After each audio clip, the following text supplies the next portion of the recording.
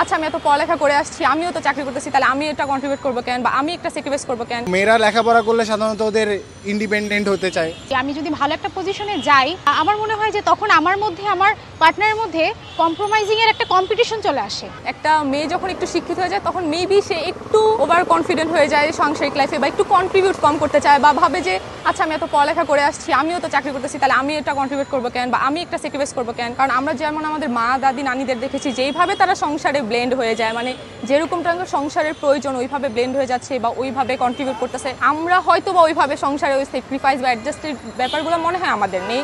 I guess আমাদেরও একটু বুঝতে হবে, অ্যান্ড অবশ্যই ছেলে যে পার্টনার থাকবে তাদেরও উচিত আর একটু ম্যাচিওর হওয়া, কারণ সব সময় তো চেঞ্জ হচ্ছে, তাদেরও একটু স্ত্রীর সাথে সহযোগিতা করা দরকার। অনেক ছেলের ক্ষেত্রে আমি বলবো যে মেল ইগো কাজ করে একটু, যে স্ত্রী যদি একটু ভালো থাকে বা একটা ভালো কাজ করতে থাকে, দেন মনে করেন আপনার স্ত্রী আপনার থেকে একটু বেশি স্যালারি পাচ্ছে, সেক্ষেত্রে আপনার হয়তো বা আপনার না হোক একটু মেল ইগো কাজ করে যে না হচ্ছে, এটা নিয়েও একটা কিন্তু সমস্যা শুরু হয়। আর এইসব ব্যাপার কিন্তু খুবই খারাপ, মানে অ্যাটলিস্ট টাকা পয়সা রিলেটেড আমি বলবো এইসব ব্যাপার নিয়ে কোনো ঝামেলা হওয়া খুবই খারাপ আর খুবই বাজে পর্যায়ে চলে যায়। তো এই দিকগুলোর জন্য হইতে পারে যে শিক্ষিত যারা আছে বা ওমেন আছে, যে সবাই দুইজনেই ওয়ার্ক করতেছে, তাদের ক্ষেত্রে হয়তো বা ডিভোর্স বেশি, এটা একটা কারণ হইতে পারে। আমার মনে হয় যে যখন আমি একটু পড়াশোনা, মানে আমি যদি আর কি গ্র্যাজুয়েশনটাও মানে অ্যাটলিস্ট কমপ্লিট করি, আমি যদি ভালো একটা পজিশনে যাই, আমার মনে হয় যে তখন আমার মধ্যে, আমার পার্টনারের মধ্যে কম্প্রোমাইজিং এর একটা কম্পিটিশন চলে আসে। আমি কেন করব আর সে বলবে আমি কেন করব। আমার কাছে মনে হয় পার্সোনালি যে দুইজনকে সমানভাবে কম্প্রোমাইজ করতে হবে,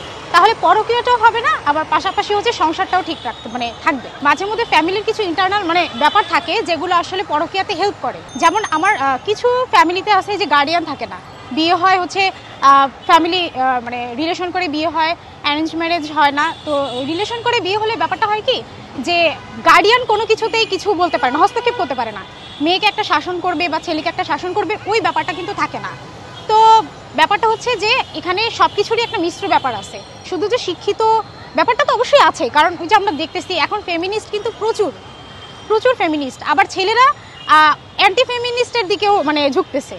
তো ব্যাপারটা দেখা গেছে যে অবশ্যই এখানে একটা ফ্যাক্টর কাজ করতেছে আমার মনে হয়। মেয়েরা লেখাপড়া করলে সাধারণত ওদের ইন্ডিপেন্ডেন্ট হতে চায়, এই জন্য হয়তো বা অনেক ধরনের সার্কেলের সাথে মিশে অনেক অনেক কিছু দেখে, অনেক দুনিয়া দেখে, এই জন্য হয়তো বা তারা মানে ওই যে বদ্ধ ঘরে থাকার বিষয়টাতে তারা মানে ওই মতটা জানায় না অনেক, এই কারণেই বেশিরভাগ সময় হয়তো বা ডিভোর্সটা তারা চায় ফ্রিডম, তারা চায় বা মনে করেন বাইরের দুনিয়াটা দেখতে।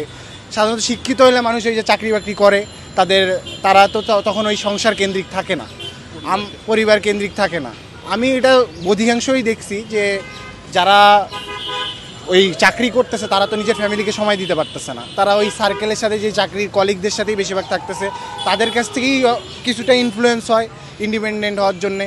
এই কারণেই সাধারণত তারা ওই ডিভোর্সের হারটা শিক্ষিত নারীদের আমার কাছে মনে হয় এই কারণেই বেশি। তো বা তারা স্বাধীন চেতা হতে চায়, কিংবা তারা নিজেদের প্রায়োরিটিকে বেশি প্রাধান্য দেয়, তারা নিজেদের মতো করে থাকতে চায়, অন্যের প্রায়োরিটিকে হয়তো বা তেমন মানে গুরুত্ব দিতে চায় না, যার কারণে হয়তো বা এই বিচ্ছেদটা বেশি। আমি তো এটাই মনে করি।